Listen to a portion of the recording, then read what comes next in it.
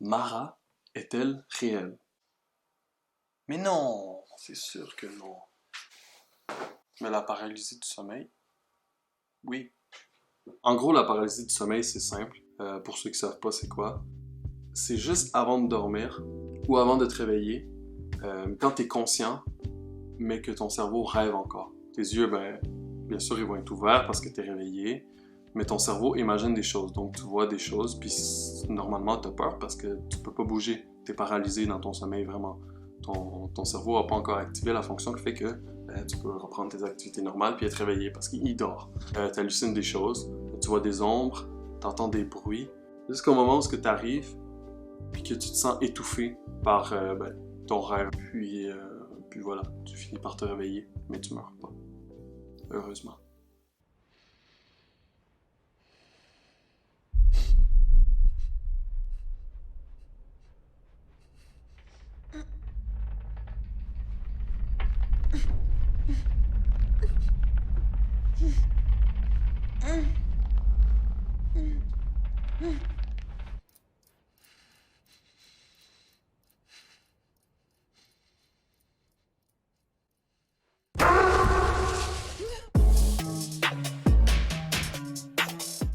Story time. Moi, j'ai un frère, ok? Puis mon frère, il fait les paralysies du sommeil. Moi, j'en fais pas, heureusement, mais en même temps, je suis curieux de savoir c'est quoi.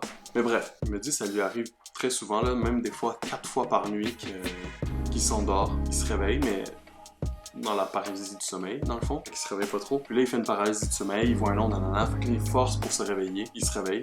Après, il se rendort, puis ça continue comme ça 3-4 fois pendant la nuit. Il m'a expliqué un peu c'était quoi qu'il voyait. Puis il me disait, dans le fond, il est complètement bloqué. Il peut pas bouger sa tête, il peut juste bouger ses yeux, puis voir les choses. Il entend des bruits. Il me dit des fois, il entendait des gens courir, parce que lui, il est dans le sous-sol. Il entendait quelqu'un courir à l'étage, puis là, il voyait un ombre. J'imagine que ça doit faire peur, parce que tu peux pas bouger, tu peux pas te défendre, puis tu sais pas c'est quoi. Donc là, il essayait de crier, de bouger, peu importe, pour se sortir de sa paralysie du sommeil. Mais quand tu l'as fait pour la première fois, tu vois vraiment que c'est réel. Bref, il fait toujours de la paralysie du sommeil, ça doit faire peur.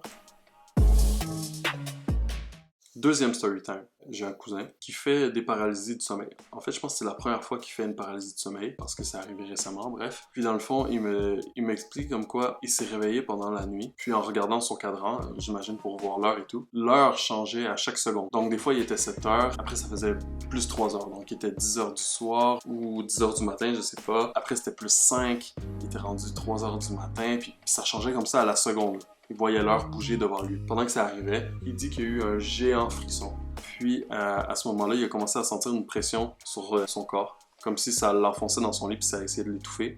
Puis il s'est réveillé en sursaut. Donc, j'espère que vous avez aimé la petite vidéo de la paralysie du sommeil avec mes petits story time, anecdotes, peu importe. Quoi dire à part laisser un petit pouce bleu pour encourager la chaîne. On se revoit pour une prochaine vidéo et j'espère à bientôt.